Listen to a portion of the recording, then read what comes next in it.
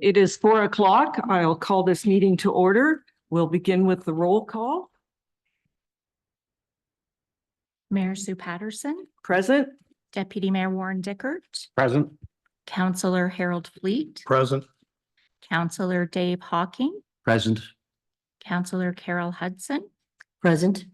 Councillor Brandon Cable. Does not appear to be present at this time. Councillor Susan Zackel. Present. Thank you, Vicky. The land acknowledgement.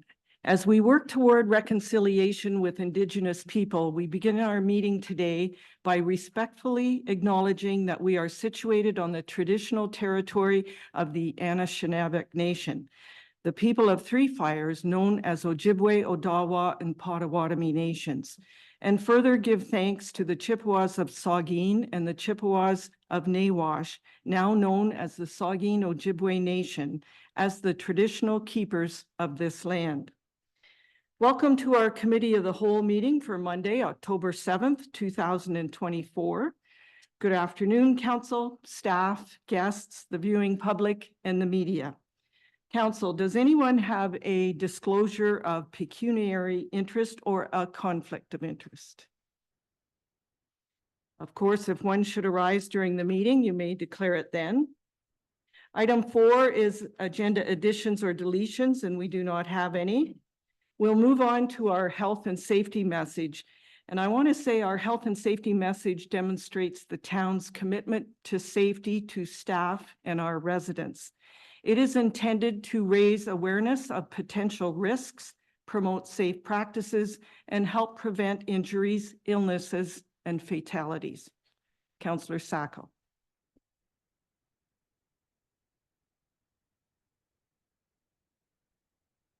Thank you, Your Worship. Autumn Home Safety Awareness. Fall can be a great time of year, but it comes with its own safety risks.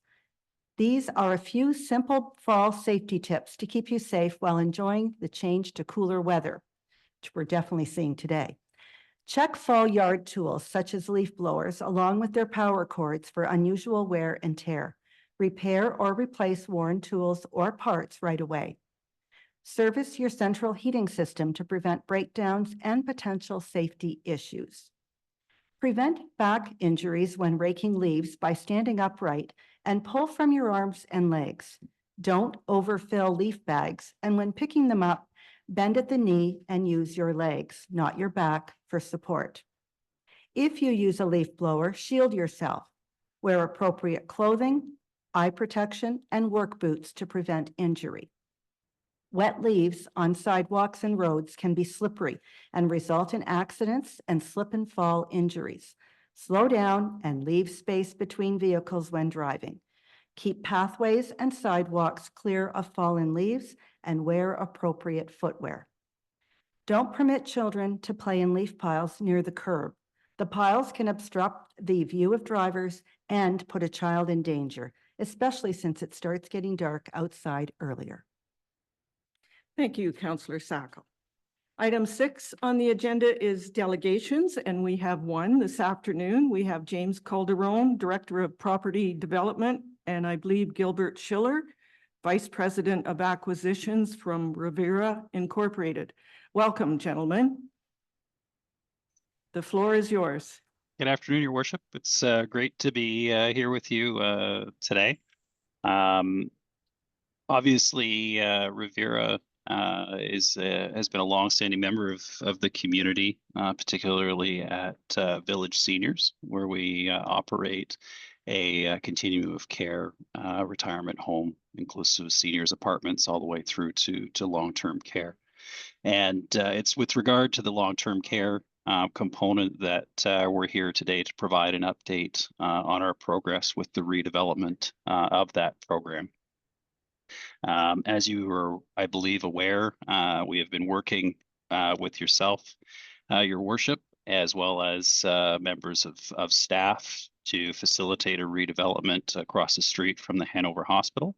And along with that, working with our partners at the province, at the Ministry of Long-Term Care to do so. I would like to say that it's been a smooth process. However, with I think anything to do with the provincial government, sometimes there's some bumps along the way, and this would be a great example of that. Despite our best efforts, and I say that as a collective between the council, staff, and Revera. But anyways, we have been progressing and advocating. You'll recall that we were literally ready to put shovels in the ground just about this time last year. And unfortunately, there was a spike in interest rates, a spike in construction costs. And unfortunately, after engaging our trades, we ended up having to back off on that project just simply because the funding that was available wasn't sufficient. However, that said, we did continue with some of the site prep work on the project, which was recently completed back in the spring. Thanks again to the good efforts of the municipality. So that was great, and we continue to be optimistic that the funding will come around and make the project a viable project. It's still our intent to make the project a go. We are encouraged that the province is listening. This particular provincial government that we have has actually moved the needle the most out of any prior government that I've ever had the benefit of working alongside. So it is encouraging from that perspective. But as I say, it's been a bit of a slow journey, unfortunately, to get to that spot where we can be developing the project. I would also like to add that in addition to working in particular with Andrew, we are in the process of doing a subdivision on the site, which is coming along very nicely. And the idea behind that is that it will preserve the other piece of what we consider social infrastructure on the community, which is the independent living and seniors apartments that are there, so that those can continue operating. I forgot to also mention that with respect to the existing long-term care home, we do continue to operate that home. And as far as the longevity of that home, we are anticipating, and we have started to see it come through in some of our other communities, an extension to the license. I believe that you are aware that the license is anticipated to expire in June of 2025. And the government will be extending the license through to 2030. So good news on that front as far as ensuring that there is a place for the existing residents and any future residents that do require a higher level of care, that they do have a place to go. So that's more or less the update that I wanted to provide today. And of course, I wanted to also give the opportunity to address any questions that may be in the room.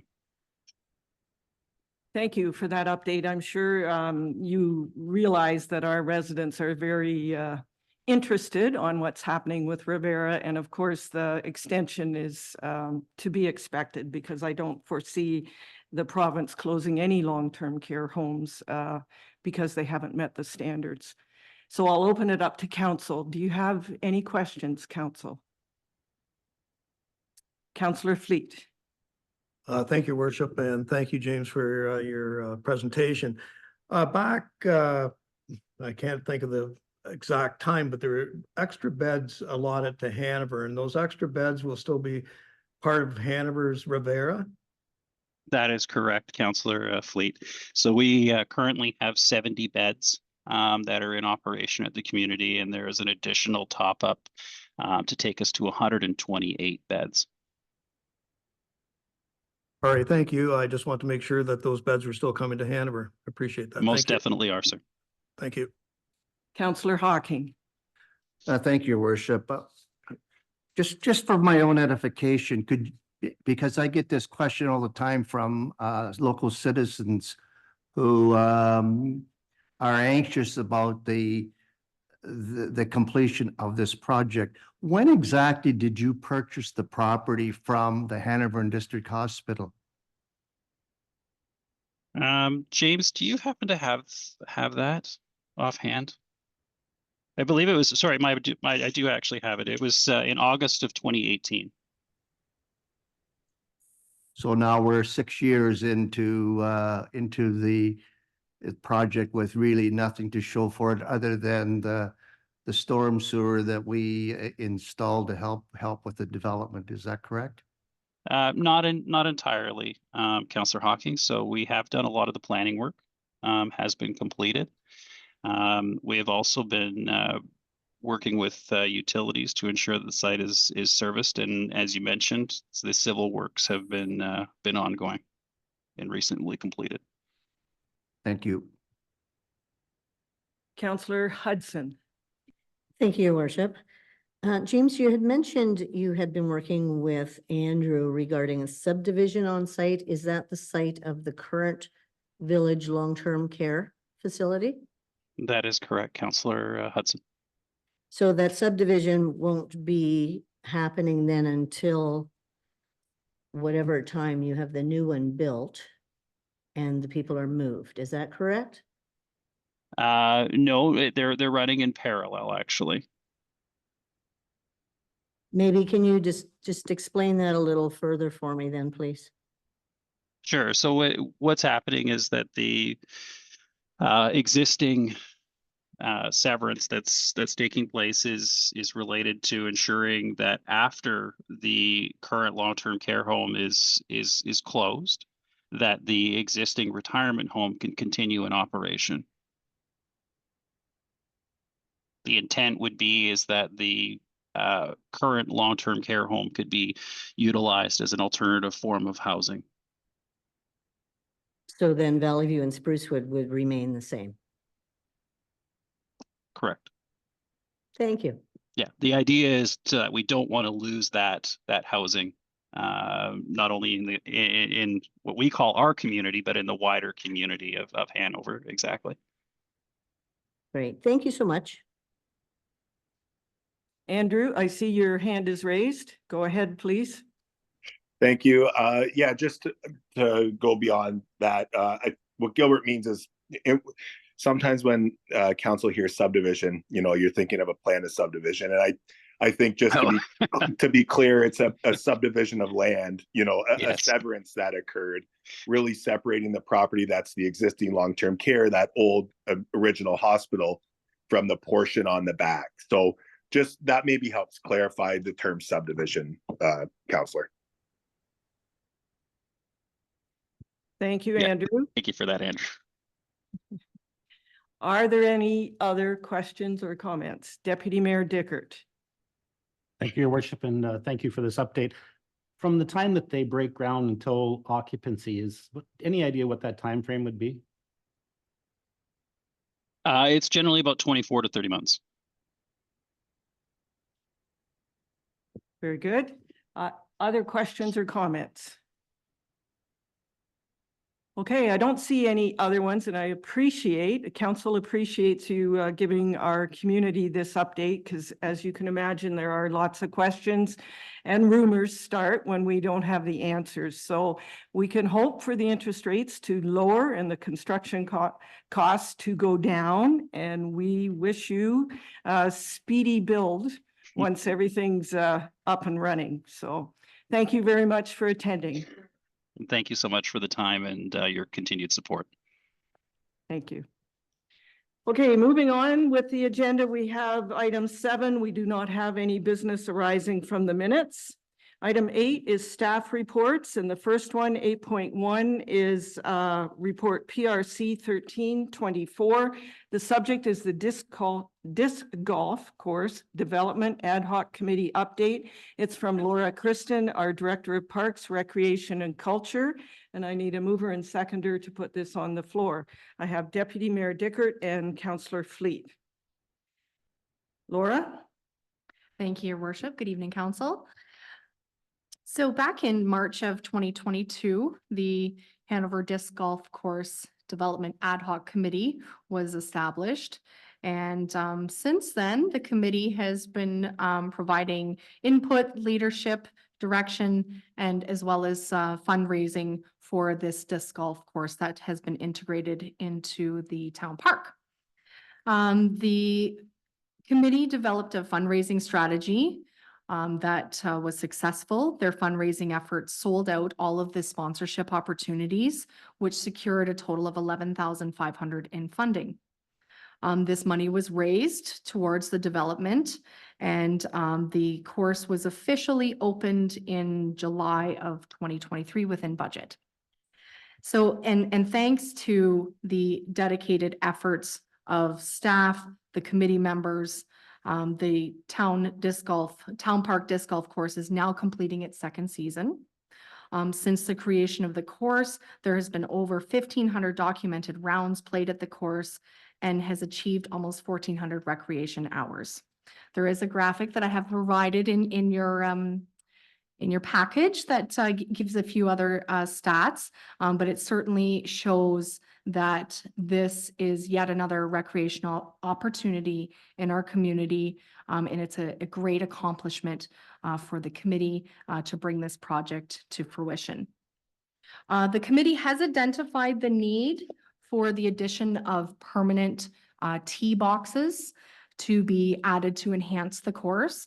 That's the area, if on the UDisc app, that's the area where we're rated lower than typical. And so we also identify that that is a future need. However, that has been deferred based on the direction of the Center of Excellence Park. We would hate to put in permanent tee pads and need to relocate that should there be some movement on the Center of Excellence Park planning. So the plan is to just hold that in the interim. We'll be using that signage. We also line the grass with spray paint to identify those tee box locations. Ongoing course maintenance will continue to be part of the Parks and Rec facility operations. This includes grass mowing, the tee box painting, tree trimming, and maintaining signage, as well as we do remove those baskets during the off season and put them back in the spring. So with the completion of the course, the committee has completed its mandate. And as per the terms of reference, this report will serve to dissolve that committee. At the October 2nd, 2024 Disc Golf Ad Hoc Committee meeting, the following motion was approved that the Disc Golf Course Development Ad Hoc Committee be dissolved as the committee's mandate has been completed. I certainly personally want to express my gratitude to the committee members as their contributions were instrumental in the success of creating the 9-hole disc golf course at Town Park. There are no financial implications of this report. And I will note that there are additional future sponsorship opportunities. The current plan, the current program is a 2-year plan. So we'll be looking at that next season. And so there is a potential for more funds annually, and it is proposed that those be allocated for a reserve fund in order to tackle some of those projects in the future. The link to strategic plan is healthy and welcoming community. And the recommendations before you this evening is that report PRC 1324 Disc Golf Course Development Ad Hoc Committee be received, and that council dissolve the Disc Golf Course Development Ad Hoc Committee as the committee's terms of reference have been fulfilled. Any questions? Thanks, Laura. And I also agree that it's great to see that an individual can come forward with an idea and a committee be formed, and we have a successful disc golf course in town and people love playing on it, and it's great. And it was very economical too. So Councillor Fleet. Thank you, Your Worship, and thank you, Laura. Just a question. First of all, I want to thank everybody involved. It's just great to see in our town park the disc golf and get everybody out enjoying a round of disc golf. I just want to thank everyone. With the development of our new splash pad, there'll be some movement of some of the holes. Will there be any additional cost to moving those holes? Through you, Your Worship. Actually, the decision to keep the splash pad located in that upper parking lot area will actually no longer impact the disc golf course at all. So as it stands right now, splash pad will not impact. future phases of COE, I do expect there to be some impact potentially. So right now we're okay. Thank you. Any other comments? Councillor Hudson, then Councillor Sacco. Thank you, Your Worship. So Laura, in 2 years, when the sponsorship comes up again, will that be looked after by staff, or will that be then a new committee trying to find sponsors for the $5,000? Through your worship, yes, that will be taken care of by the PRC department staff. Councillor Sacco, then Councillor Cable. Thank you, Your Worship. I too would like to thank you, Laura, for all the work that you've put into this, as well as your ad hoc committee.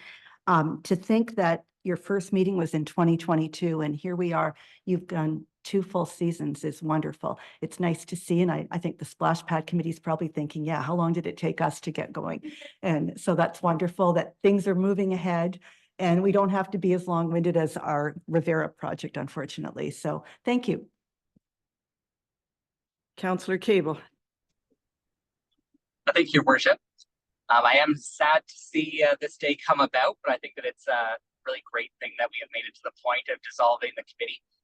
Certainly, this was one of my favorite committees to be on. I learned a lot about disc golf, and I think it really, as you said, is great to see that an idea can be brought forward by individuals in the community, and that idea can be executed. So certainly a lot of thanks to Seth and Camille and Randy, as well as Keith from our Parks and Recreation Advisory Committee, and then the town staff that have really been the ones that have made this work, to get everything organized and all the signage put together and the ongoing maintenance. So I think it's a really great community project and something that we should be really proud of.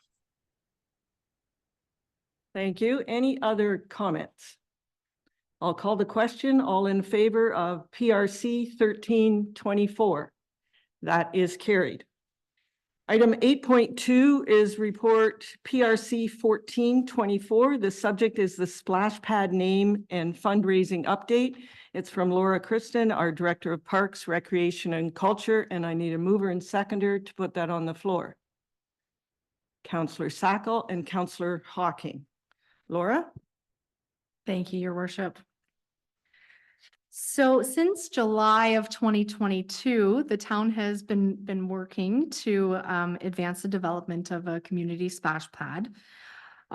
This was brought forward again by a grassroots community group, and at that point, that started this process.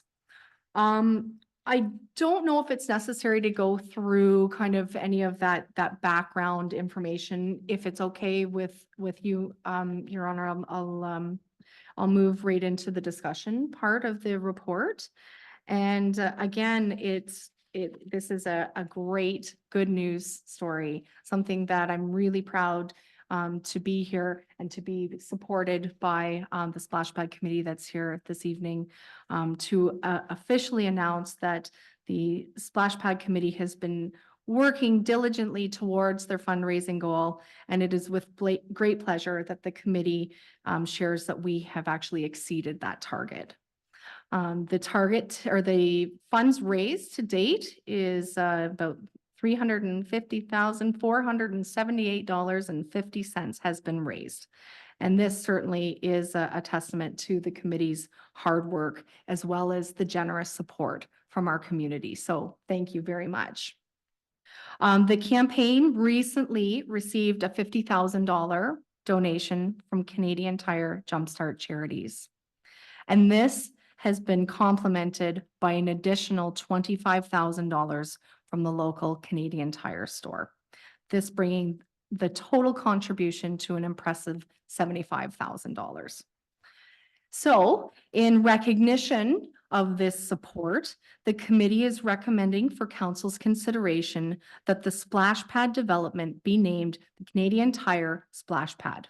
This naming will be for a 15-year term commencing upon the splash pad opening.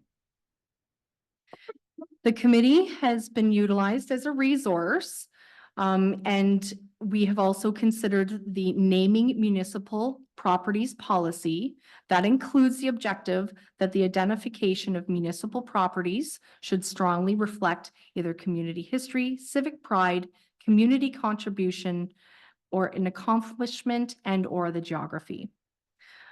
The recommended name, the Canadian Tire Splash Pad, recognizes a significant financial contribution to the development of the splash pad.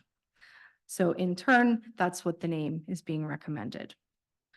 Now, while the initial fundraising goal has now been met, the committee is going to still continue. It won't dissolve, but we'll transition a little bit more into that design phase of the project, but will continue to accept donations to help support the project. There are no financial implications to this report, and the link to the strategic plan is goal 1, safe and reliable infrastructure, as well as goal 2, healthy and welcome community. And the recommendations before you this evening is that report PRC 14-24 splash pad name and fundraising update be received, and that council approve the Canadian Tire Splash Pad, the name that will, the Canadian Tire Splash Pad that will be located in Town Park. Thank you, Laura. Are there any questions or comments at this time? Councillor Fleet. Thank you, Worship, and thank you, Laura, for this presentation again. All I want to say is thank you to the group of people back here that spent so much time raising this money. This is just a great project, and I think, you know, I just want to say thank you because it's really well done. So just a big thank you. Any other comments? Councillor Hudson. Thank you, Your Worship. Job well done, and you've exceeded your goal, so that's really great. And a lot of hard work and dedication went into that. And thank you as well to the community members, businesses that stepped up in a big way to support. I'm just wondering if Canadian Tire has in fact been asked if their naming, that's exactly what they want their naming to be, or if Jumpstart is part of the naming opportunity.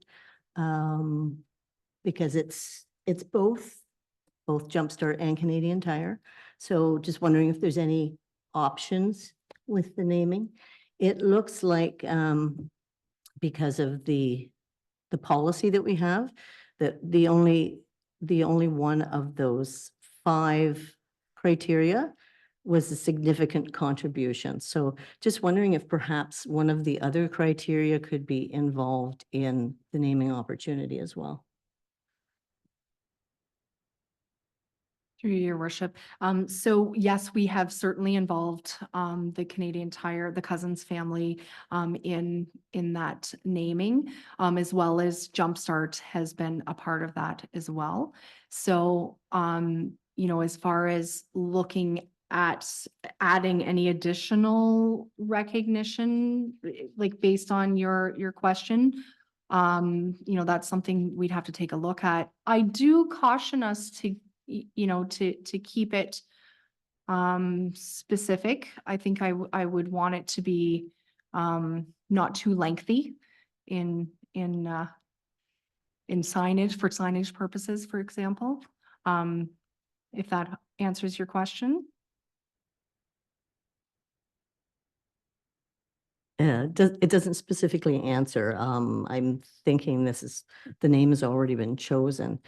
My only thought is, in the past, there's been consternation about naming facilities because of the highest monetary contributor, be it a person, corporation, or business. So I just want to take into consideration that it's a very historic generational park with a rich history of 120 plus years, and to use part of the historical criteria as naming as well.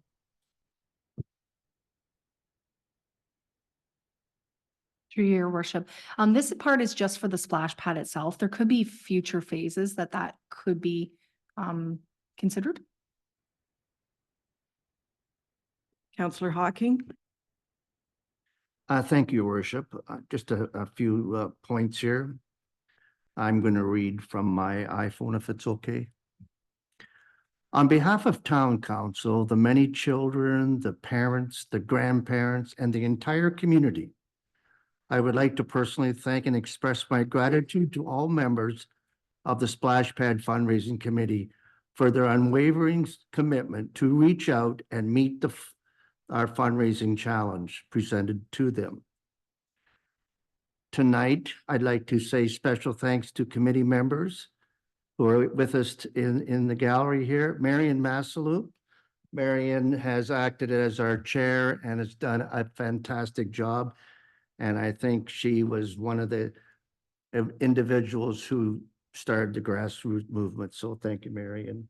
Rest of the committee members, and they all are fond friends of mine, Mark Ebert, Annette Haverson, if you want to just wave so the cameras can pick you up, thank you. Rachel Thomas, who couldn't be here. Carl Eastman, Carl, and Mary Lou Corman. I would also be remiss if I didn't extend a special thanks to Laura Kristen and Lindsay Regier. Both of these staff persons have been key members of our committee, so I thank you. And I just want you to be aware that it's not done yet, that Laura made a very important point in her last sentence where she said we're still open to receiving donations to the project. So folks out there, if you want to, spend your money on a good Christmas gift, I suggest donating it to the splash pad. And so thanks, everyone. And I look forward to the next step in our splash pad journey. Well done. And again, I'm going to start with another clap. So Thank you, Councillor Hocking. So I too extend my thanks to each of you for volunteering to be a member of the Splash Pad Development Committee. Your remarkable dedication, your knowledge, and your boundless enthusiasm have been key in this undertaking. You have committed invaluable time and energy to this cause, which has not gone unnoticed. Your efforts have not only brought our community together, but have also surpassed the fundraising goal, and I believe ahead of schedule. Fundraising is often a daunting task, yet you have navigated these challenges with exceptional success. The results clearly echo our community's desire and anticipation for the splash pad in Hanover. Congratulations and thank you for all your work. Well done. Thank you. And now, Councillor Sacco. Thank you, Your Worship. I too want to thank you. I have to tell you, when I was reading the council package Friday night, it's the first time I whooped and hollered in my house because I was so excited about it. And you people have had your picture in the paper very often. So Laura, I have to ask, now that we've had this donation from Canadian Tire, what's the plan? Will they be participating when we open the splash pad next year? Will they have their picture in the paper? What's your idea? Through your worship. Yeah, it's our intention to actually send out a press release. We're just waiting for that to get finalized on the Jumpstart end. Picture has been already taken. So it is our intention to shout it from the rooftops as soon as we can. And then also your question about having their involvement moving forward. So absolutely, grand opening, we'll have a grand opening, we'll have a ribbon cutting, certainly that they would be invited to. Councillor Hocking? thank you, Worship. And if you drive down towards the park and look at the thermometer, you will see it topped out at 300,000. So that's a signal to our community that we've done our bit and ready for the next phase. So again, thank you. It's been a pleasure. Okay, so we still have to vote on this report. And then I believe we'd like to take a photo of the group. Yes? You did? Yeah, okay. So all in favor of report PRC 1424, which is the splash pad name and fundraising update. That is carried. And even Councillor Cable has his hand raised. Oh no, that's my hand. There was a hand down there. See, there's my hand. Oh, sorry. But I'm going to say Councillor Cable is in favor, correct? Yes, in favor. Thank you. All right, if we can just take a couple of minutes and we'll have a photo of the committee, if that's all right with you. Yes. I'm just going to share with council, though, please be respectful of Laura's note about press release and just don't share until you see that press release going out. If you wish to share something personally, just so that we can be cognizant of those recognition pieces for and press release.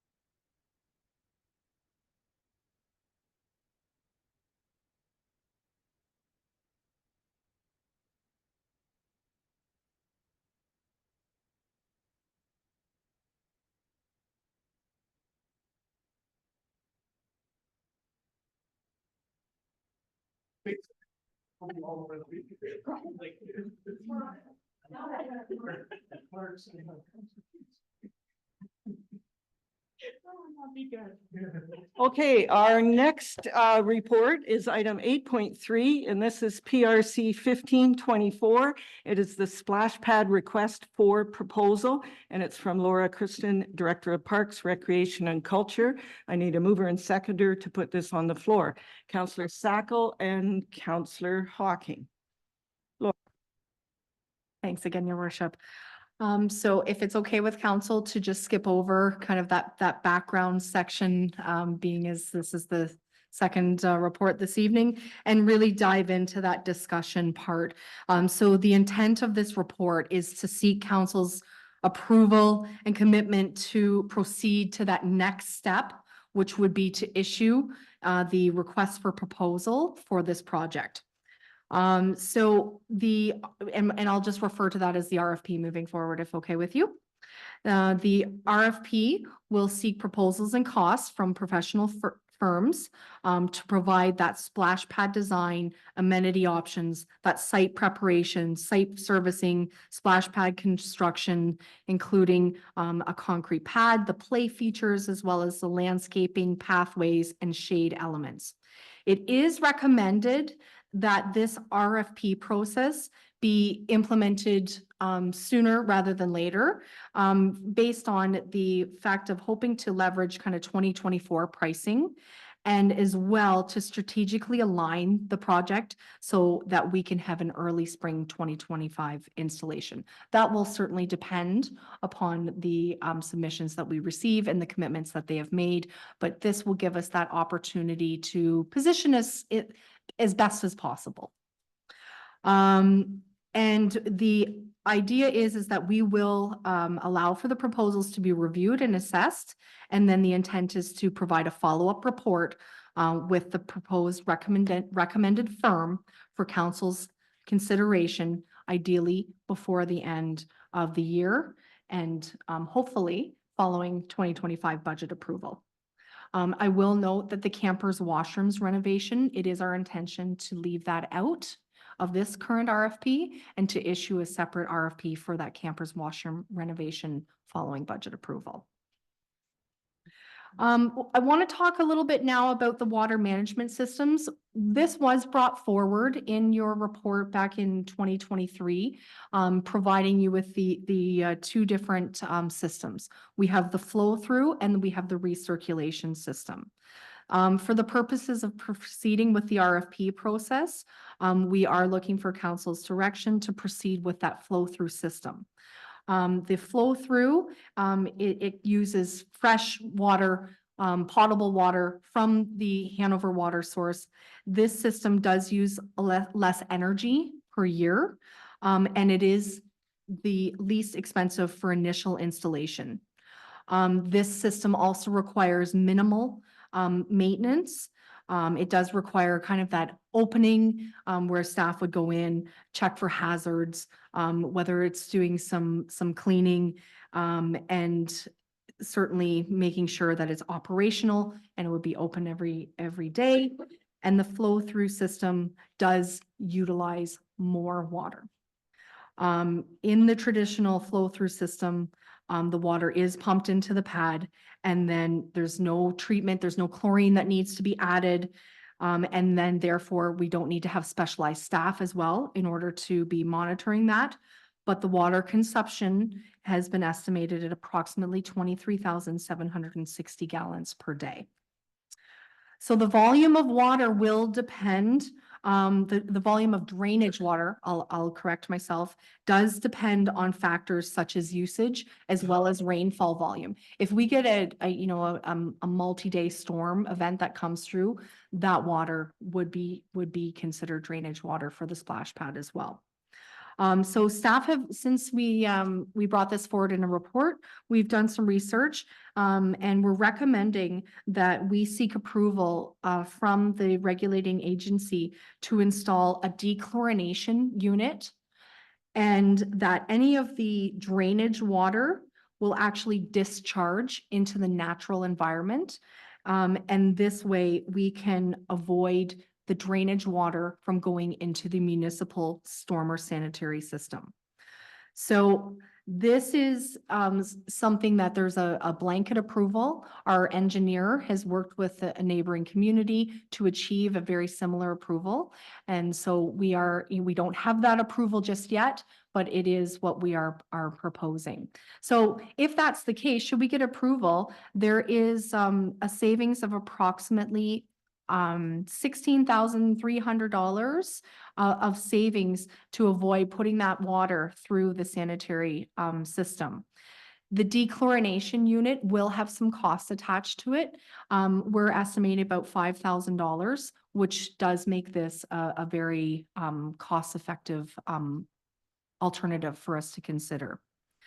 So that's the first part of the flow through. The second part of the flow through, in that original report that was brought forward, it was proposed that a portion of that drainage water could be captured in an underground tank, a holding tank, where this gray water could be held. It would create an opportunity for us to repurpose some of that gray water. That's typically for our use would be for flower watering purposes. So while this system itself, with the drainage going to natural, that is a first factor.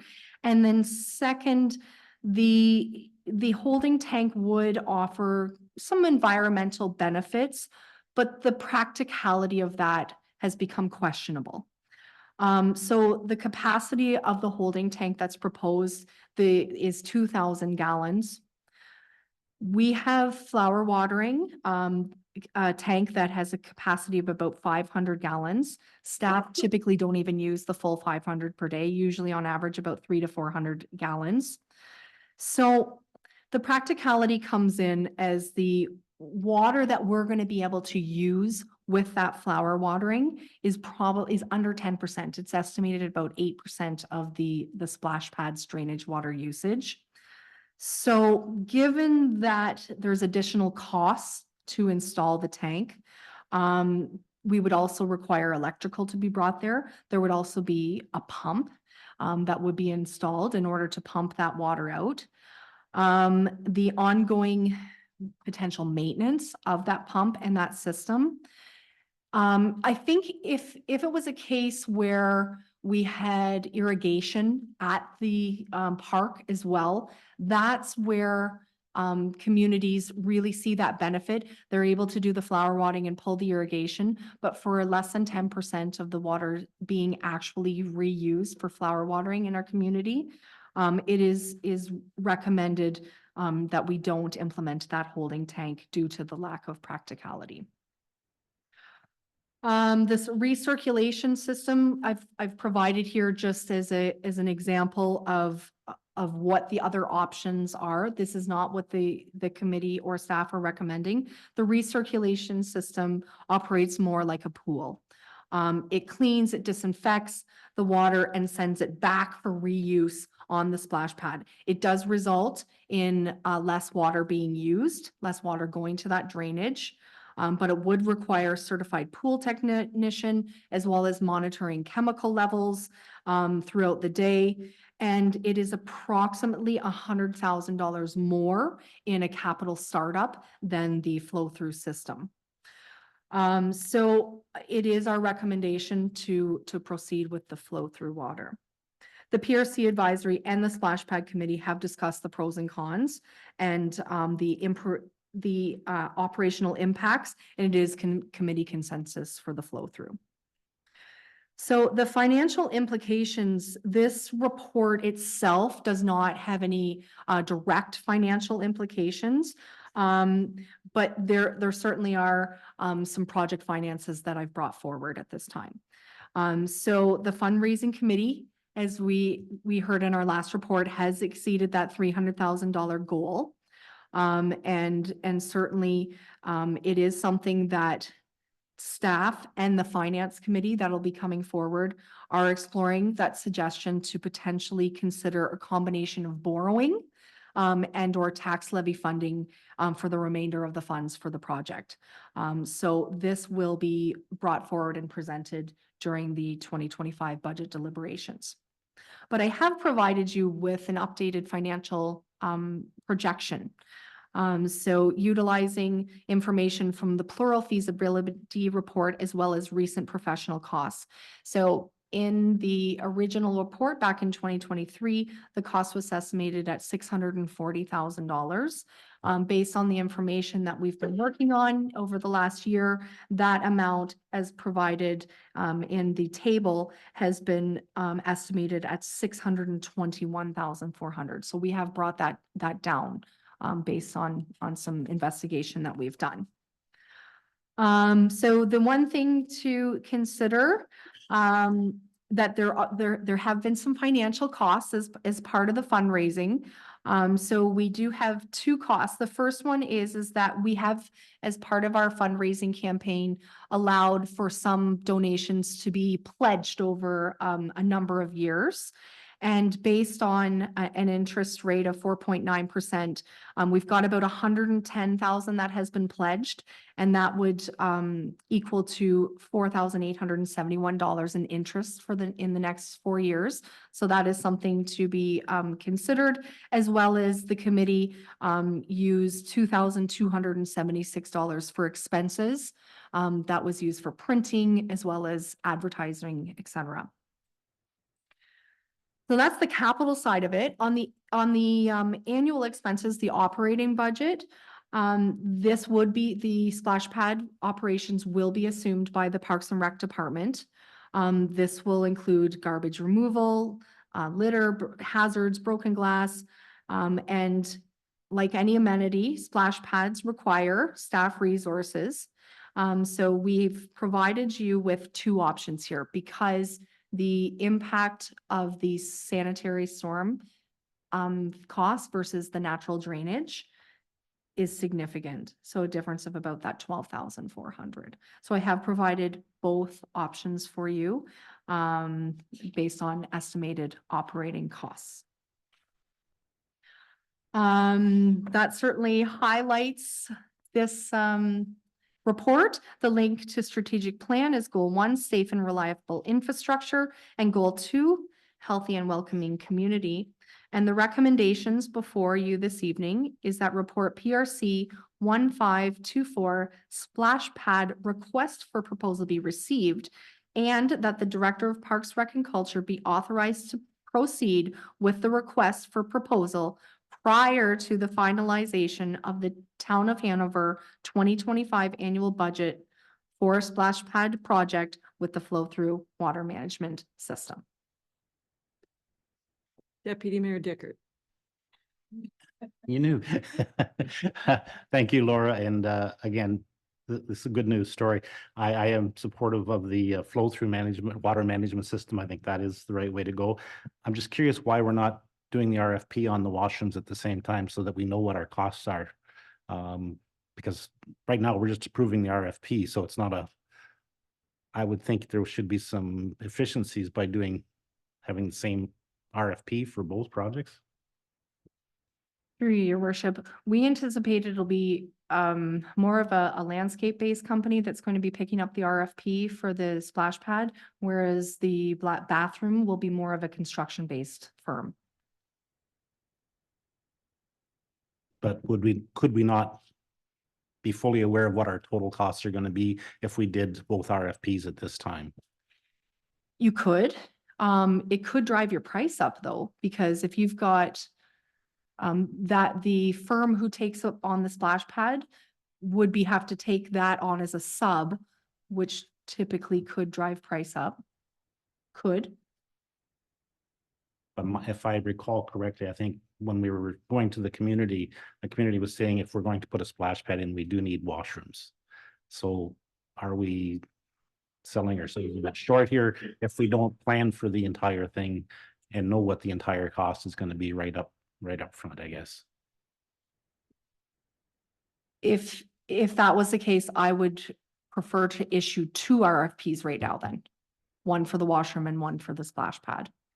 And I would be fine with that. I would just like to see the two come together so that we do see what the total cost is going to be.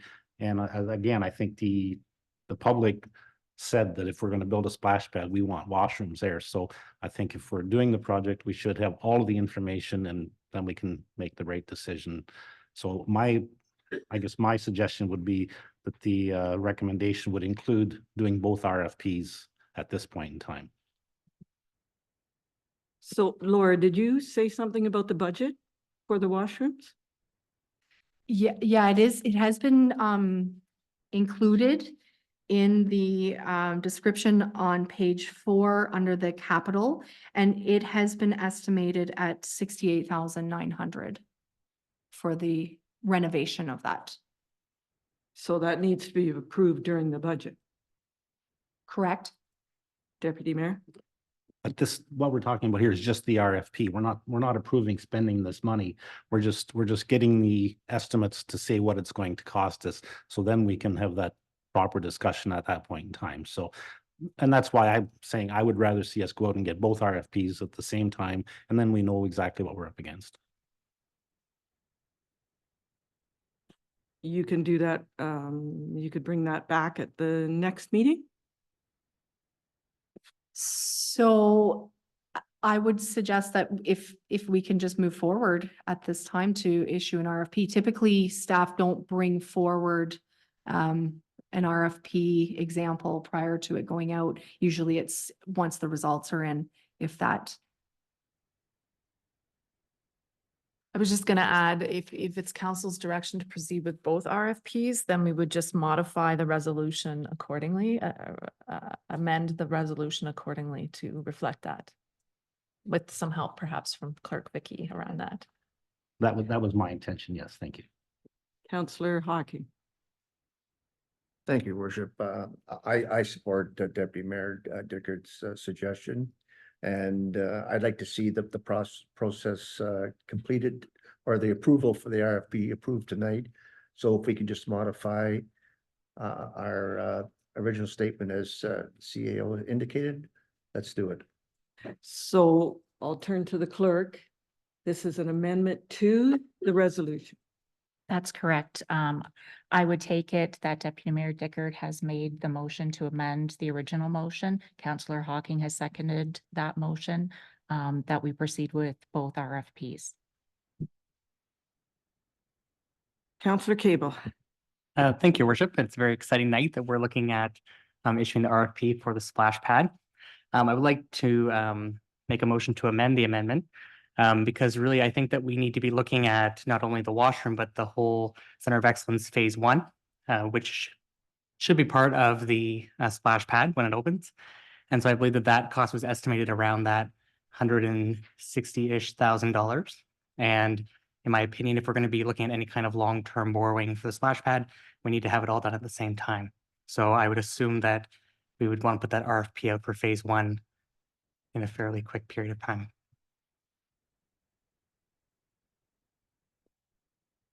Laura? What is being recommended is achievable. So if that's what council's direction is, then we certainly can expand that to include the phase one COE enhancements, so which I think has been provided to council relating to crosswalk, main entrance enhancements, relocated parking lot, lighting, and removing concrete steps to install, that's leading to the pavilion to install a ramp with handrail. Counselor Hawking? Thank you, Your Worship. If I can go back to, was it September the 28th? Our budget, is that the date? We received this in our package. I'm referring to page 25 of 124, which was phase one of the COE. And in that report, it estimated that the splash pad would be 640,000, excuse me. Well, that has changed as of tonight's report. It's now 621.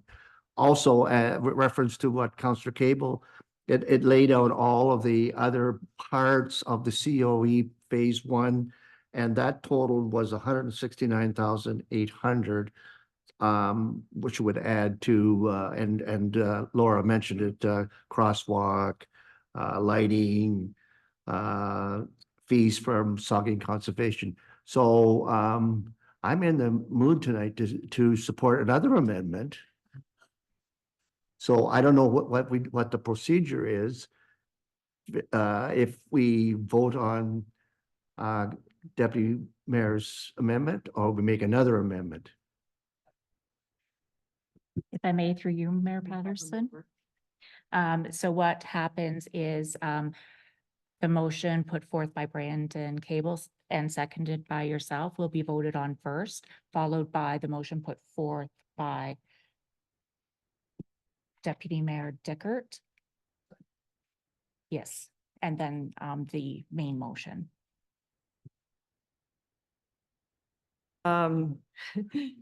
Counselor Fleet, then Deputy Mayor Dickert. Thank you, Your Worship. Thank you, Laura. Just the estimated cost, just have a question here. I'm looking at site services, $120,000, includes infrastructure servicing updates required for splash pad and existing washroom structures. And then I go down to other related amenities, 68,900, upgrade existing campers washroom structure. Are we repeating ourselves here? Through your worship, no, we are not. The site servicing is running the sites to the bathroom, for example. That's why the washroom, like your water lines, your water main is the site servicing, whereas the 68.9 is just the physical building itself.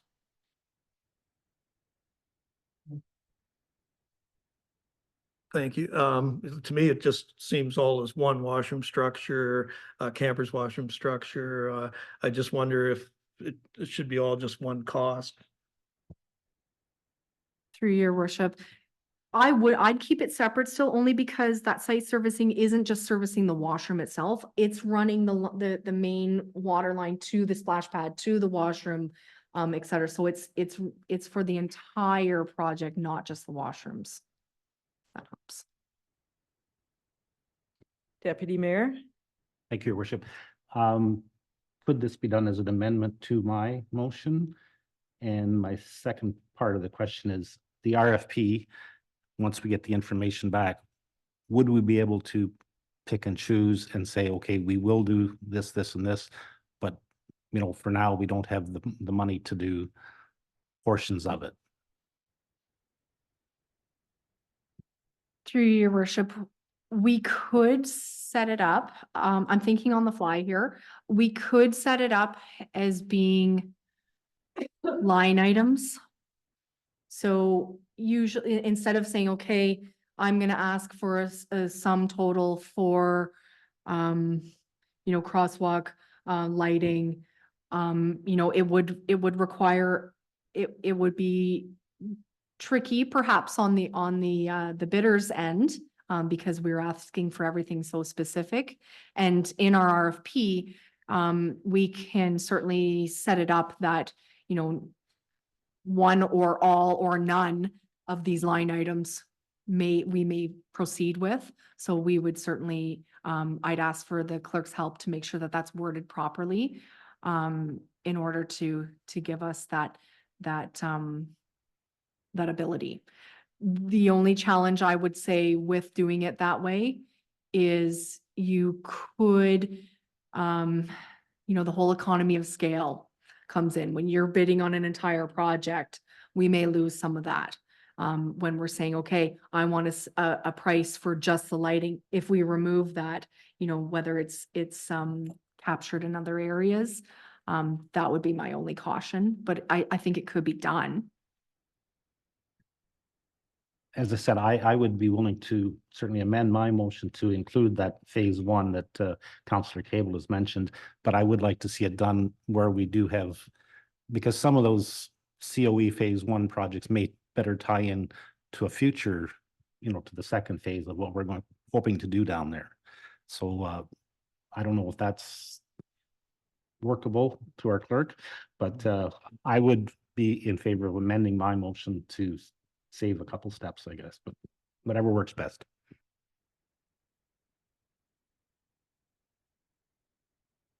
The only thing I would like to add is the Parks Rec Advisory Committee, certainly, I think they were sent to task probably 6 or 8 months ago in order to kind of do those phases. And really,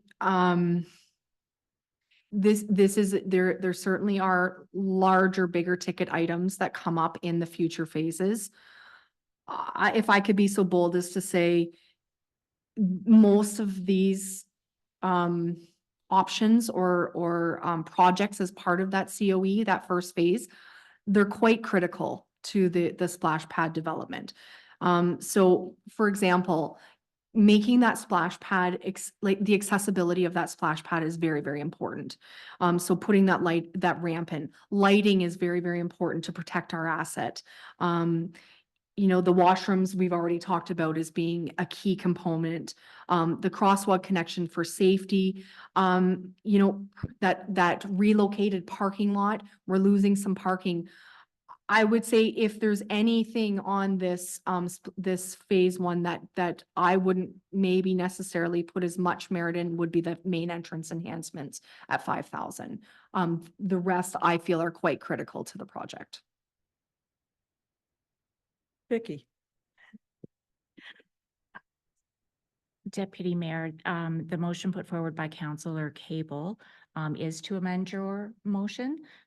So whether Councillor Cable and Councillor Hocking withdraw that motion, we can then have your motion amended to include that. Regardless, it will be the same result. If I may, I think it's cleaner. We have an amendment to the main motion. We'll vote on the amendment. Then your amendment. We'll vote on Councillor Cable's amendment. Then we'll vote on Deputy Mayor Dickert's motion. Then we'll vote on the main motion, which makes it very simple instead of withdrawing. I'm thinking of the minutes and people reading it and, so we vote because we do have the motions on the floor. We're still open for questions and comments. Councillor Cable. Thank you, Worship. My only other question, Laura, is around looking ahead at the servicing needs that we might have for that pavilion. Is there any servicing current or future needs that we would need at the pavilion structure that we should be looking at putting in while the servicing is happening right now? Like, I would hate to see that in the future we decide we need a sewer line at a certain point and we moved it here for the splash pad, but if we had put it 5 more feet to the north or something, it would have been more beneficial for us. Updating that water line is certainly been factored in. The challenge with the sewer relating to the pavilion is it's at a lower grade. It has to get pumped up in order to get up to that street level. I don't anticipate that changing just based on Saugeen Valley regulations that will potentially be needing to follow. But the water has definitely been included. Excellent, thank you. Other comments, questions? Deputy Mayor Dickert. Thank you, Your Worship. So just for clarification, Councillor Cable's motion is to do all of phase one, but not having it broken down by segments or sections. Is that correct? Or I think the intent was to put out an RFP for phase one of the Center of Excellence Park to get pricing on those components. but not on the different components that it would just be one, it would be the entire project, not a phased or different segments of it. Okay, Sherry has a comment. Just, I would say that if this amendment proceeds, staff have heard your comments and it would be structured accordingly. That makes sense from an RFP perspective and a project perspective. That perhaps those areas could be itemized where it makes sense to do so, is what I would add. Anything further, Councillor Cable? Okay, other questions or comments? Not to put a damper on anything, but what happens if we get to the budget and the RFPs are out there and they don't, and we can't do it?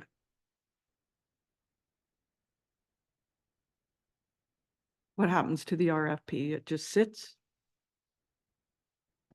Yeah, Vicky could probably provide an answer. All of our RFPs, quotes or proposals are not always awarded. Like we're all well aware from our last finance meeting that 20% is what we're looking at for an increase in our budget, which is, we can't do 20%. People can't afford 20%. So there are going to be cuts. We know that. So go ahead, Vicky. Through you, Mayor Patterson, all of our RFPs and tenders do qualify that the tender or RFP would not necessarily be awarded. We may not accept any of the tenders or RFPs. That said, it does prove to be more difficult after the RFP has been issued to withhold awarding the project. Okay, just putting it out there so people are aware. So, all right, so we do have the amendment to the main motion on the floor, which was moved by Councillor Cable, seconded by Councillor Hocking. And this is phase one of the Center of Excellence. Councillor Hudson, you had a... Nope, Andrew had his hand up. Oh. And he's removed it now. So, yeah. Andrew, did you have a comment or you're good? Sorry, it's not as well timed now. I would just say that historically, in a past career when bidding on projects, you can cancel the project and it would be beneficial if the RFP was out there to cancel it instead of receiving the bids and then not making a decision. I think that speaks a little more volumes to the contractors bidding, and they would be more open to bidding the next time. Thank you for that. Okay, so we have this amendment on the floor. All in favor? That is carried. Now we're voting on the first amendment, which was, we'll get the wording from Vicky. That the RFP for the splash pad project and an RFP for the washroom facility proceed. Sorry, that should be worded differently through you, Mayor Patterson. That the main motion be amended to include an RFP for the washroom facility. Good. All in favor?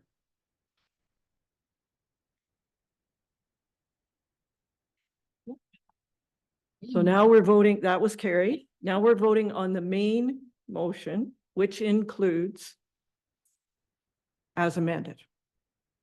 All in favor? That's carried.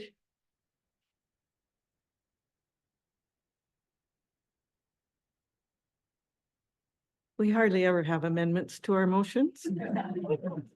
But when we do, we have two. And I believe we're only allowed to have two. Yes. So.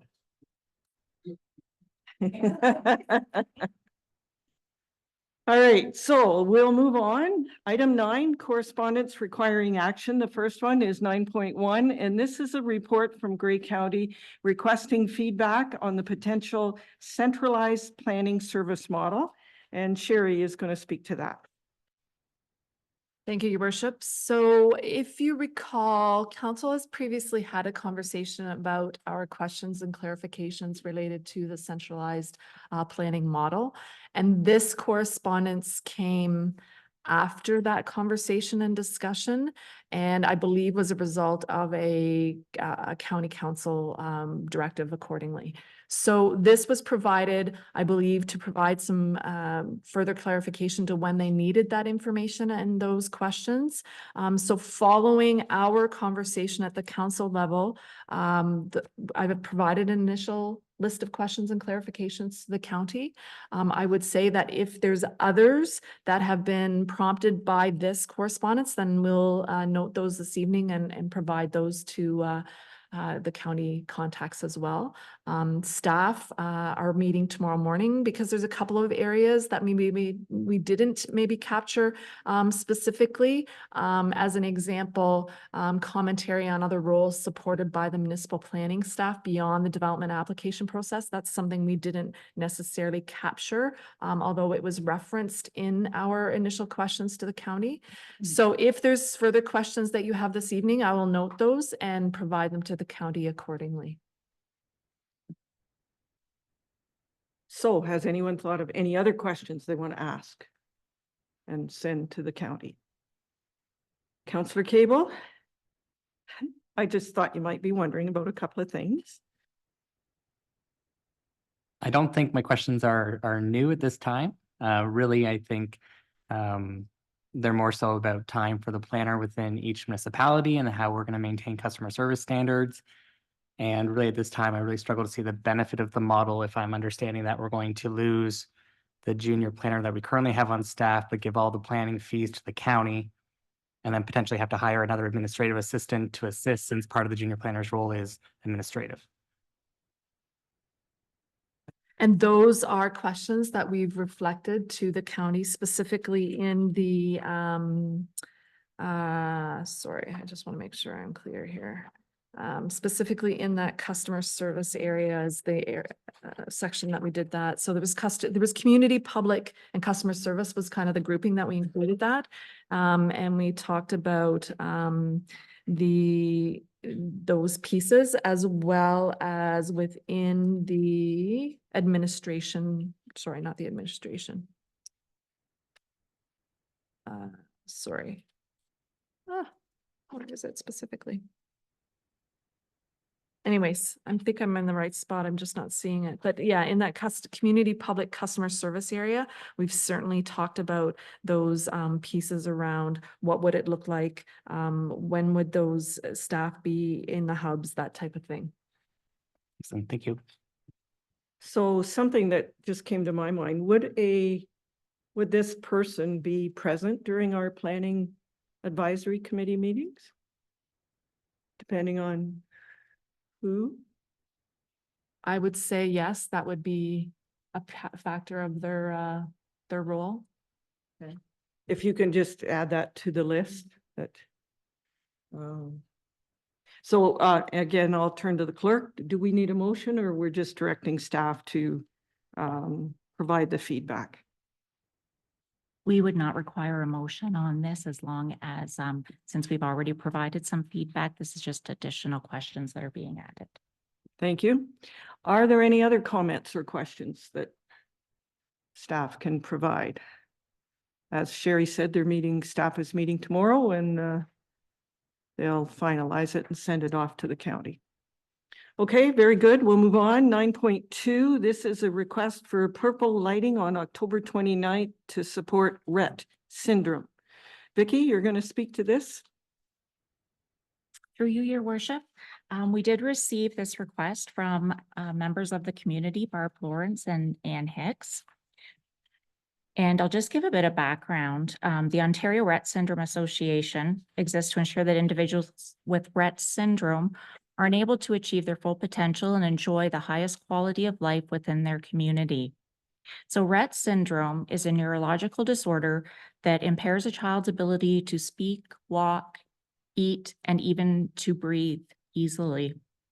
It is often first recognized when children are aged 6 to 18 months and they miss developmental milestones or they lose abilities that they had previously achieved. The disorder can range in severity from mild to severe. The Ontario Rett Syndrome Association advocates the needs of individuals with Rett syndrome, their families, and caregivers. Their aim is to ensure that these persons are enabled to live their best lives. So the request that we received is meant to help bring increased community awareness to Rett syndrome and to support greater advocacy for this neurological disorder. Thanks, Vicky. So if we want to move forward with this, we would need a mover and seconder to request that we support the lighting on October 29th. And just before we do that, I want to ask Vicky, is this overlapping with anything else we're doing? I forget what other observances we're doing. So we declared October as National Disability Employment Month. The lighting of the facility in purple and blue is, if I recall, October 17th. So this would be just a purple lighting of facilities on the 29th. Thank you for that. Councillor Sackle, you want to speak or move? We're going to do both, actually. Yes. Thank you, your worship. Since we've already agreed to do the purple and we know that the Civic Center is the only one that can be lit in purple, and we've already agreed to the October 17th date, it seems like a logical conclusion to do the purple light on October the 29th. So yes, I would like to move that. Thank you. A seconder, Councillor Hudson. Any further discussion? Councillor Cable. Thank you, worship. Is it fair to assume that any time that we decide to put up a flag or light the building, do we then put out like a social media post that people would be able to read and learn about why the building was lit in purple or why it's lit in purple and blue, that kind of thing? Through you, your worship, yes, we do try to ensure that the public is made aware through social media that this is being done and the reason. And you may also do the electronic sign if there's room. Okay, Councillor Sackle. And I also wanted to mention if we could also ask the Chamber of Commerce and the DIA to pass that on to the businesses to possibly light up in purple that day as well, just as we did with the other occasion. If that is council's direction, yes, that can be done as well. Okay. Any other comments or questions? All in favor? That's carried. We're good? We're good. So it was Councillor Sackle and Councillor Hudson. I didn't write that down. Okay, item 10, reports and correspondence for information. 10.1 is the Public Library Board meeting minutes. Councillor Hudson, if you could highlight those, please. Thank you, Your Worship. These are kind of old news. So this meeting in particular was Wednesday, June the 19th, as the library board does not meet in the summertime. So I will go through a few things and then I'll tell you some of the new things that are coming up. So anyway, the new Children's and Youth Services librarian, Laura Lee, has now taken on that position. She was currently with the library as well. We're working with Grey Bruce Newcomer Immigrant Women's Collective, and there were 2 free programs this summer, thanks in part to the Lions Club funding them. And there will also be a member of the staff participating in the Chamber of Commerce Executive Committee as well. And then as far as finances, we are on track for the year, good financial standing. And then some good news and celebration. With the library, a lot of the adult programs have been very well attended. They actually did the second Will and Power of Attorney program, sold out once again and had a waiting list. So they moved it from the Saugeen Room to the community hall to accommodate everyone. So it's good to know that so many people are interested in the adult programs. The Sound of Hanover was also a huge success. That happened last weekend, last Saturday. It was a sold-out show. The library presented Larry Mercy with a Lifetime Achievement Award, of which he was very surprised to have. Many people were coming into the library to say what a great show it was, and they raised $3,000 towards new programs and collections that they can purchase. The social media has had an increase, so they've been upgrading and adding new videos, letting people know what's happening, new books coming in, et cetera. So social media for the month has reached 32,000 people, up from 8,000 last year at the same time. So the word is getting out there about that. October is Ontario Public Libraries Month, month to celebrate libraries and get information out there. And this week, this time it falls from October the 21st to the 26th. And some of the activities happening will be a book covering day. They're providing behind the scenes videos on what is happening at the library, and also doing another 3 free months for non-residents because it was very successful last year. They signed up 80 people for the 3 months for out-of-town people, and 69 re-signed after that 3-month period. So that was very good news. For people who do live in Hanover, to make them feel all warm and fuzzy about the same thing. There will be an appreciation for people who are already members, and they can enter to win a prize, and also things at the book sale as well. The Salvation Army has reached out to the library and indicated that the food bank is almost out of food. So they're having the library is having a food drive and a chance for people to pay off their fines with donations for the food bank. So one item of donation will remove $5 worth of fines from a person's account. So if you have some books that you just don't want to bring back because you're afraid to pay, bring it in and your can or donation of food. And just as a quote from Tony, who's the adult programming person, October, we're smashing down barriers. We're offering food for fines and allowing out-of-town patrons 3 free months if they come in during Public Libraries Week.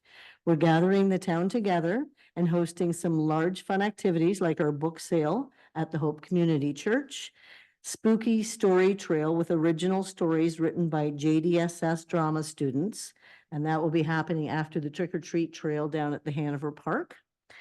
And there's also some wonderful partnerships for the event with the Fired Up food truck from the airport, St. John's Ambulance, Parks and Rec, and YMCA Grey Bruce Owen Sound. So lots of great things happening.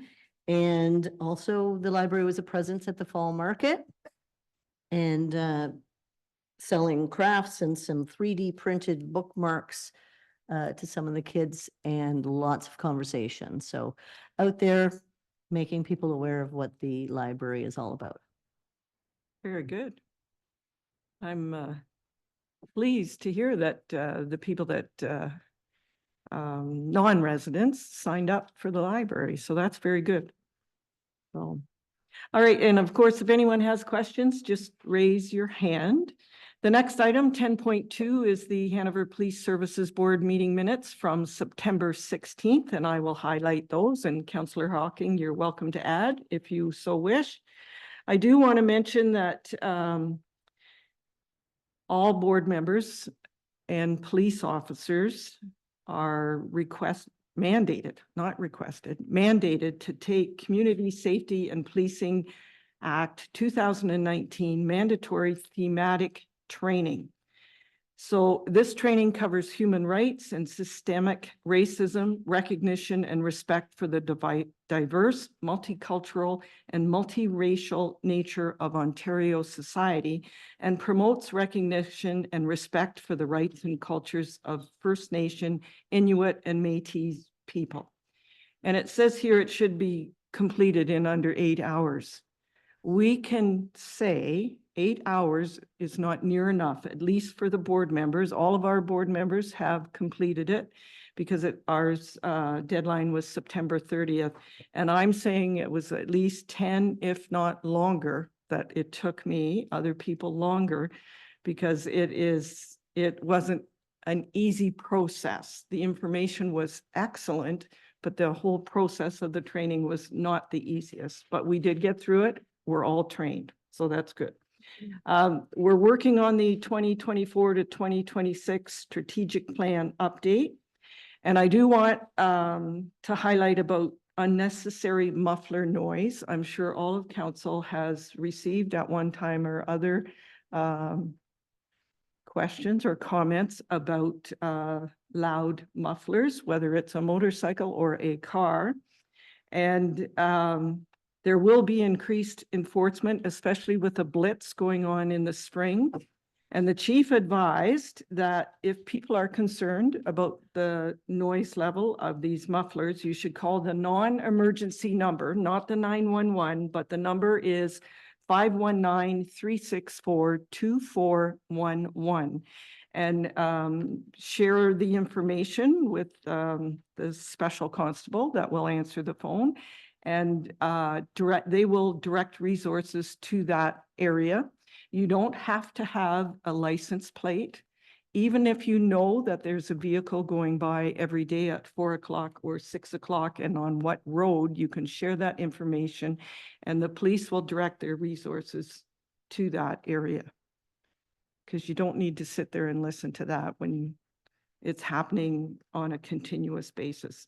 I've heard from Tony at the library that all the coffee with talks, that comment, that question has been brought up every time. So even if you don't have all the information, you might be able to say it's a blue car, you don't know what year, but it's passing by every day at this time, or you can hear it a block over. It will help. The chief advised that we are increasing the rate of pay for cell monitors, which is also another name for prison guards. And this will assist with attracting candidates for these positions. If we do not have a cell monitor, a police officer will be called in to guard the prisoners, which is a very expensive way of guarding. Right now, the current rate is $18.50 and it's going up to $21 an hour. And the chief did say that most of these call-ins are in the middle of the night. So it's not it's not a 9 to 5, although you may be there during the day, but most of the call-ins happen at night. So. And I think that's all I had to highlight, unless there was anything you had to highlight, Councillor Hocking. Any questions? Okay, moving on. 10.3 is the Hanover Downtown Improvement Area meeting minutes, and there are 2 sets of minutes. Councillor Fleet. Thank you, Your Worship. The Hanover DIA met Thursday, June 20th. That's quite a while ago. A lot of this is old news. I'll just give you some of the highlights. Small Business Security Enhancement Grant. Chris report this program has been closed. I'll just move into the next set of minutes if that's okay. We met on August the 15th. I'll just go over some of the highlights with that meeting. Downtown promotions. October 28th, Pumpkin Carvings Challenge. We'll be doing the judging on the 30th, the Trick or Treat Trail. December 6th, lighting in the square, which we're working on right now. We're hoping to have a skyjack in and have that tree decorate a little better than other times, issues we had last year, and hopefully a children's choir there. That's in the works. In November, we got the holiday shop and win. And then Friday, December 6th, lighting the square and the market, December 7th, and parade. The 2024 Christmas holiday shop win promo. Hanover will be a $2,500 radio sponsor. No work on this September due to early proposed dates. Again, the trick or treat trail, request Vapor Marshall, and she arranged road closure from 3 to 5. We discussed splash pad donation. The other thing was a pumpkin carving challenge. Mayor Sue, Crier Jen, and Councillor Fleet will be doing the judging. Councillor Cable, he had some issues last year with the judging, and anyways, we had to dump him. Anyways. We also discussed Driftscape. Collingwood Jen received reply to her inquiry, noting Collingwood work with Driftscape and brand at Discover Collingwood. Staff is required to keep this program current to maintain the site. And that's all I report from DIA.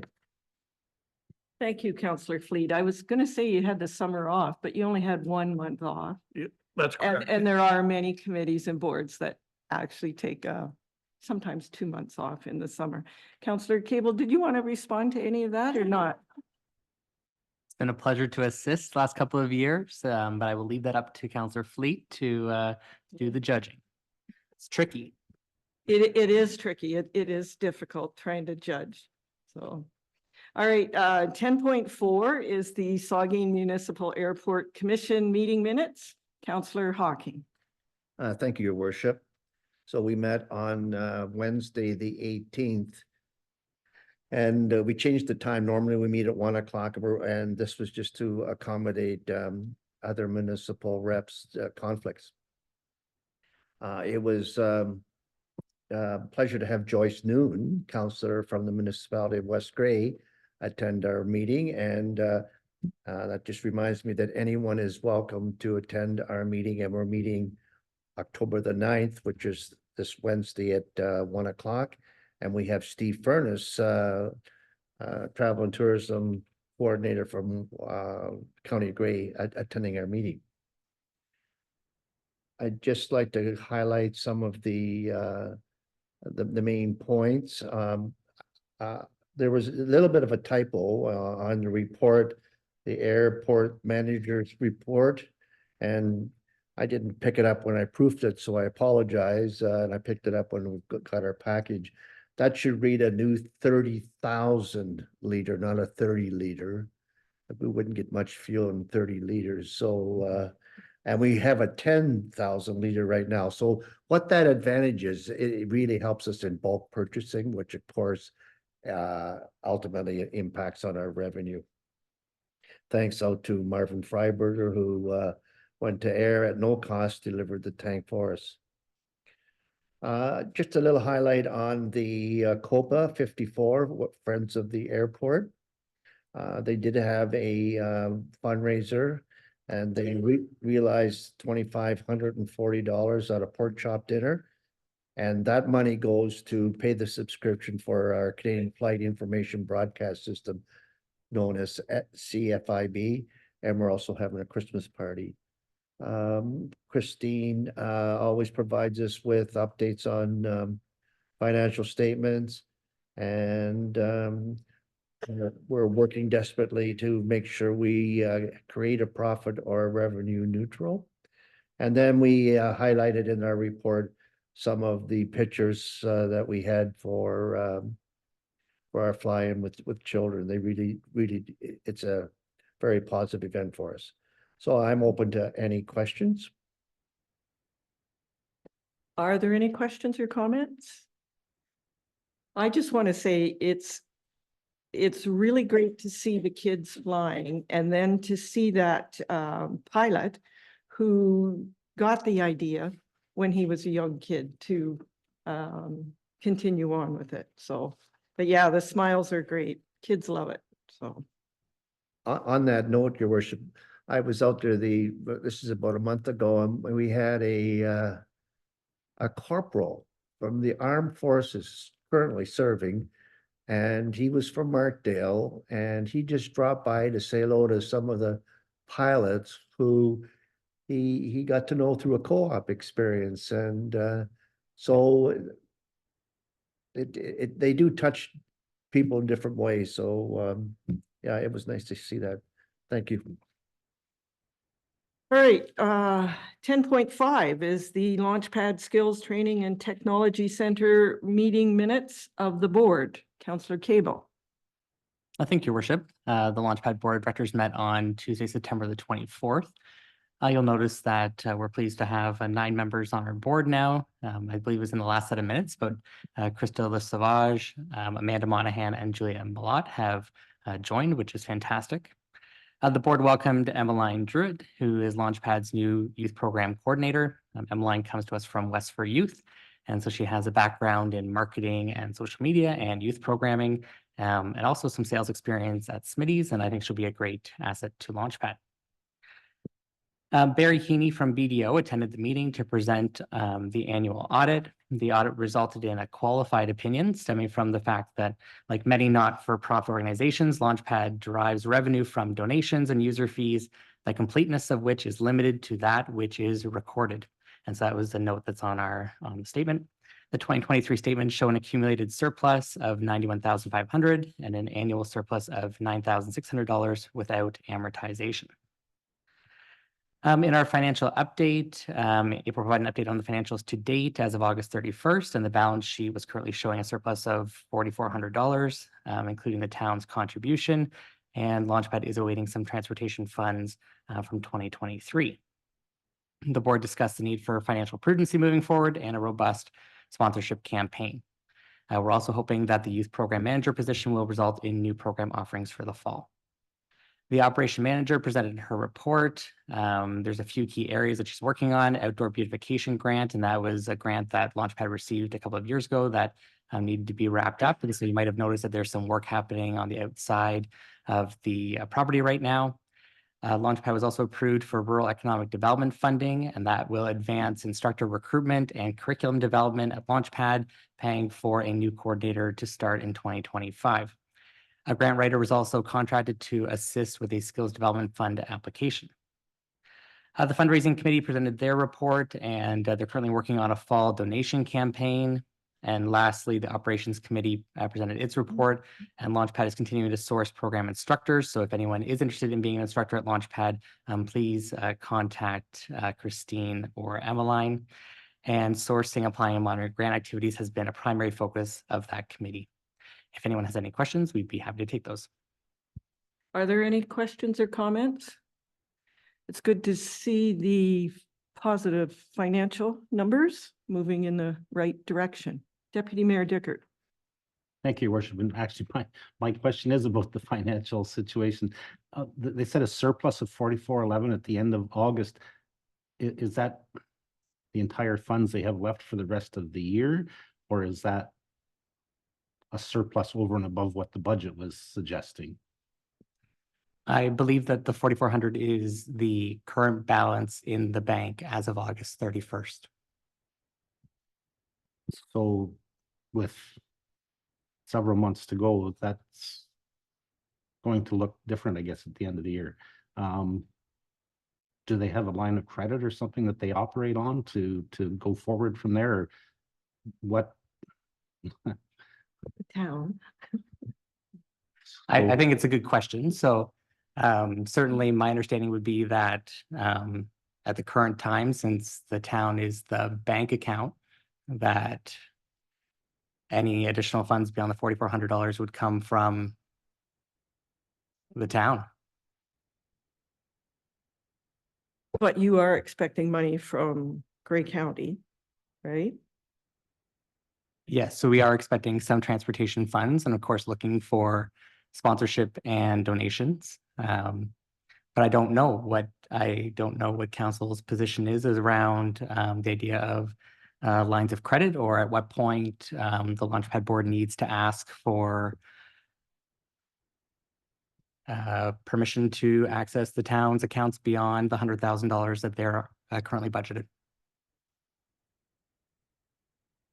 No, I was just going to suggest that in conversation with April, I understand that the the finances is something the board is considering. And I'm looking at our board members here that are appointed from council. And that there potentially will be further information coming forward to council at a future meeting. Would that be correct, board members? From my understanding? I think at this time, a report coming forward would be important. And I think it would be maybe prudent of council to establish some parameters around this. I think we've seen what happens when there is no parameter in place. And I think that's how we ended up with the loan that currently Launchpad has with the town. So we'll look forward to that coming forward. So you, Sherry, you and April and Chris with in collaboration with Launchpad will prepare a report. Yeah, my understanding was that it was the board that maybe was looking at providing some information to council around finances and request accordingly. Deputy Mayor? Well, I guess just to make sure that that does actually happen, then I don't know, do we need to make a formal request to the board? Or can we expect to see this, I would, if they've only got $4,400 left, I would hope we need to see this fairly soon before we see significant expenses going to the town. The board is aware, right? The board is aware, and I think that we will meet in a couple of weeks at the October board meeting, and we'll be able to review the statements as of the end of September to be able to see where we're at, and then perhaps we can then bring back a report at the first meeting in November. I would expect Grey County and some grants to come in. I'm hopeful.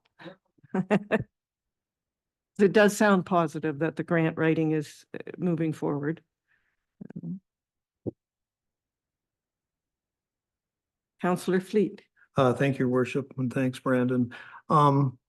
It's concerning, we budgeted for 100,000. We're going into budget season here, and we're looking at our rates, and I just don't know if we can afford to continue to be the bank for Launchpad, unfortunately, because we look at what our rates are going up, our last financial meeting, and I think it's very important for the board at Launchpad to really buckle down and really look at their finances and just don't feel the town's a line of credit. And another question I have for you is, and it's nice to see a youth coordinator hired.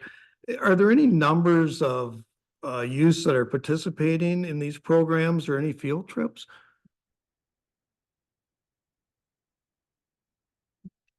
Thank you for the question, Councillor Fleet. At this point in time, I believe for the fall, there is an Insight for Life program that is running, and I believe that they're working on an October PD Day. Besides that, I don't think that field trips have started at this point, and I'm not aware of any evening programs happening for youth.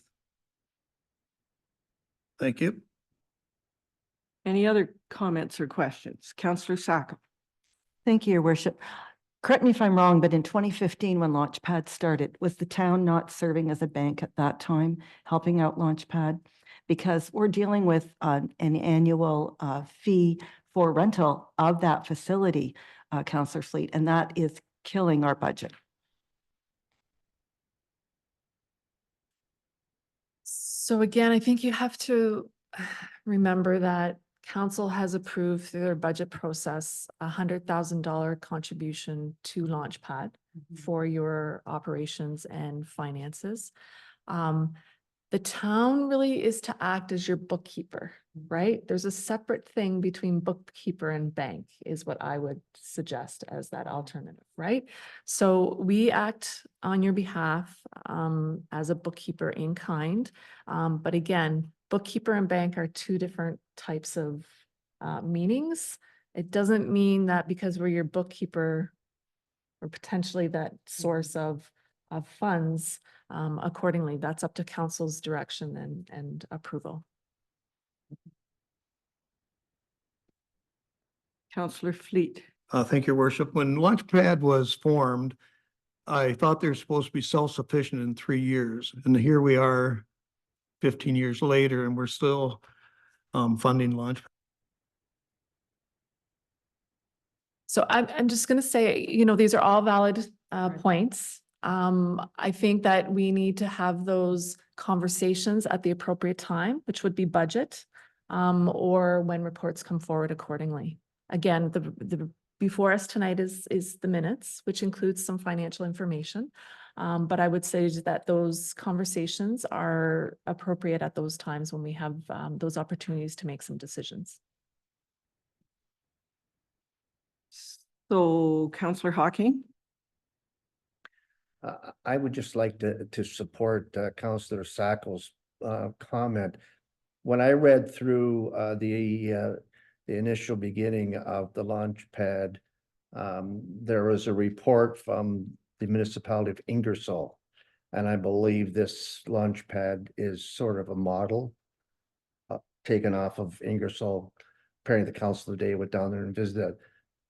And one of the most important parts of that report that I read is that they started out by having the municipality purchase the site for their launch pad, which meant they didn't have a yearly rental fee.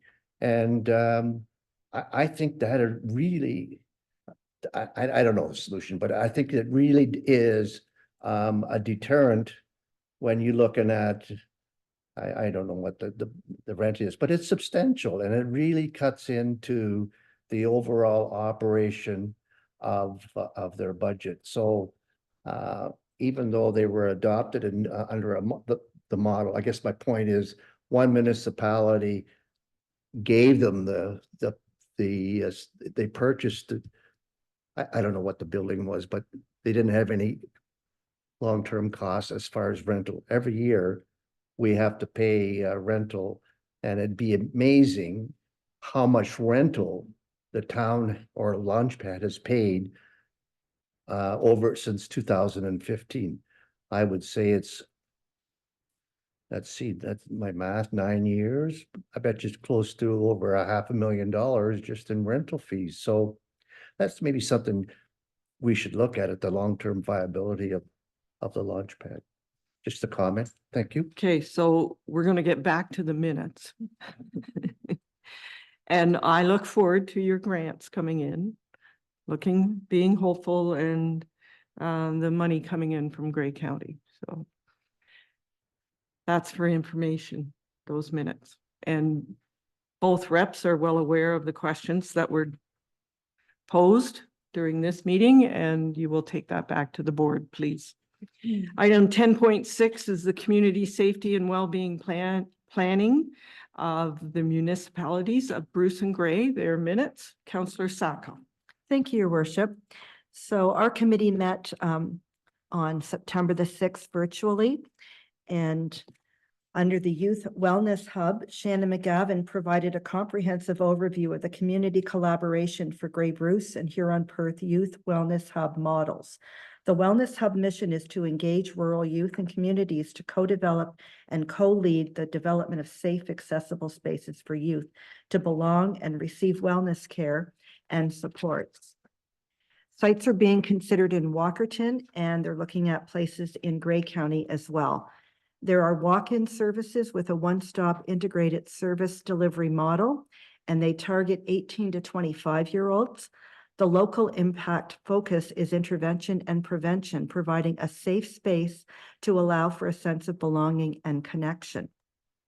The community impact goal is to have fewer ER visits, decreased global and local economical burden, as well as decreased siloed health systems and decreased burden of care on local service providers. And this is a very positive financial impact of $9.61 for every $1 that's been invested. There will be a $6 million fundraising campaign for 3 sites in Grey Bruce and 3 sites in Huron.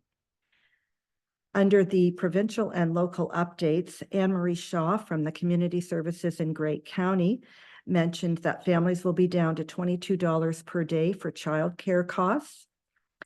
Under coordinator updates, Alexis Cook, who serves as our coordinator, talked about the situation table for acutely elevated risk, also known as STAR.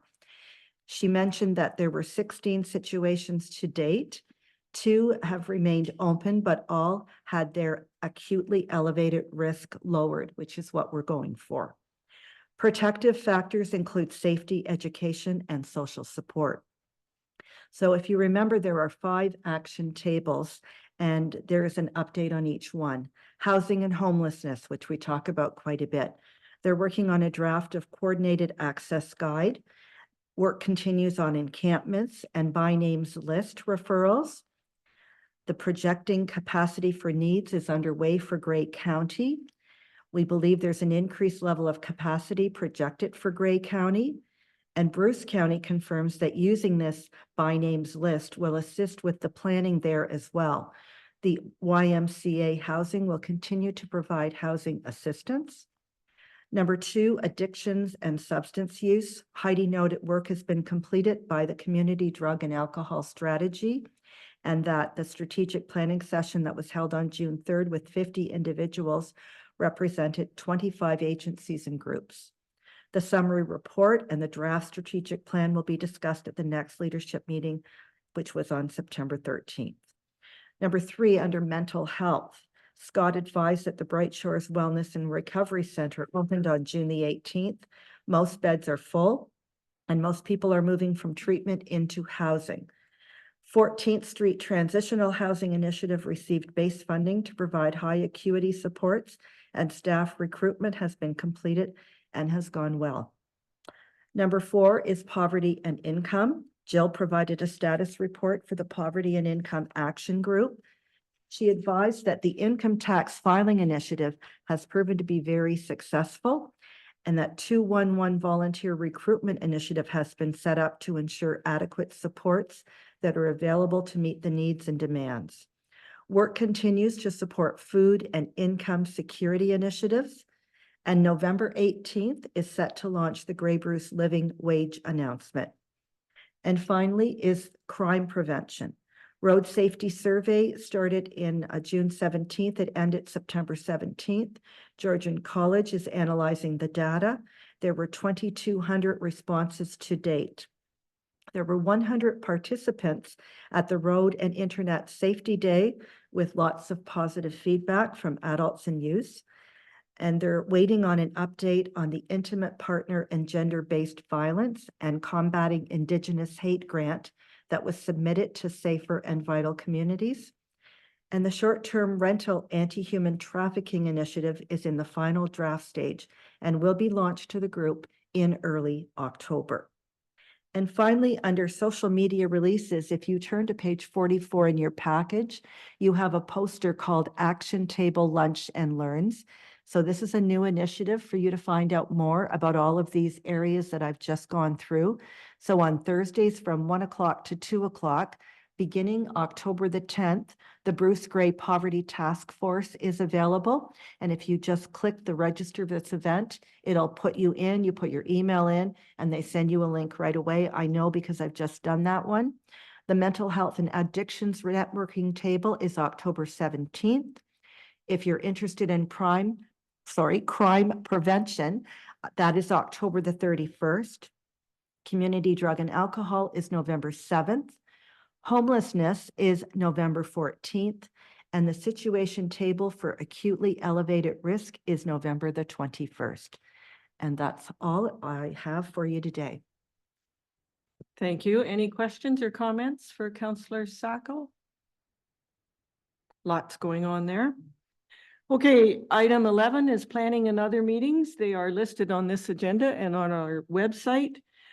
Item 12, dates to remember and announcements. The next committee of the whole meeting is November 4th at 4 p.m.